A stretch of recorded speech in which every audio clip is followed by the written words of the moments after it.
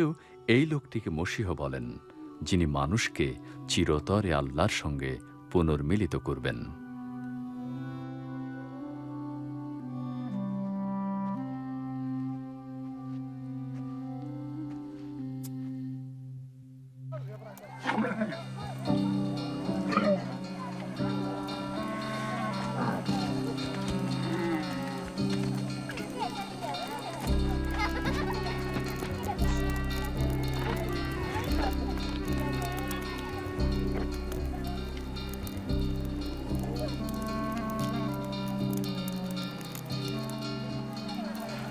তাঁর আগমনের শত শত বছর আগে নবীরা মসীহ সম্পর্কে ভবিষ্যৎবাণী করেছেন।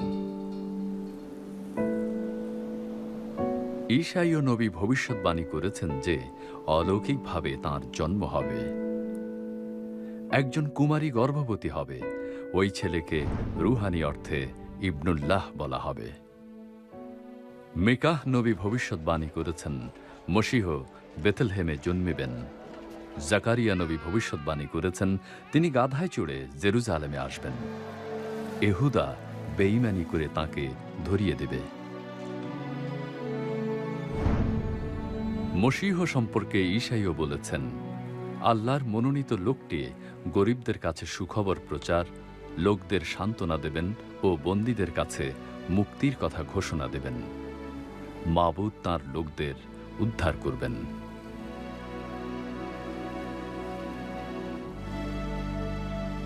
কে এই মসীহ? প্রথম শতকে ঈসা মসীহ এসেছেন। কিছু লোক ভাবল, নবীদের ভবিষ্যৎবাণী কি তাঁর জীবনে পরিপূর্ণ হয়েছে?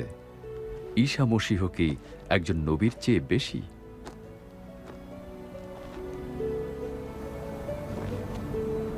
পাক কিতাবের লেখা ও চোখে দেখা লোকদের বর্ণনায় তাঁর সম্পর্কে এইরূপ কাহিনী লেখা হয়েছে।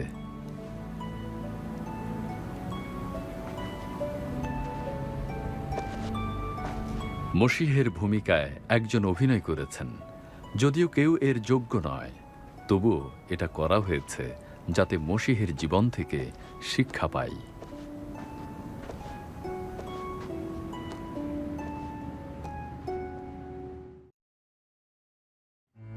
কিতাবুল মুকাদ্দাস এই শিক্ষা দেয় যে আল্লাহ এক। কিতাব আরো শিক্ষা দেয় মাবুদ আল্লাহ নিজেকে মসীহের মধ্যে প্রকাশ করেছিলেন। এটি ঈসা মসীহের সেই জীবন কাহিনী যা ইনজিল শরীফ থেকে নেওয়া হয়েছে।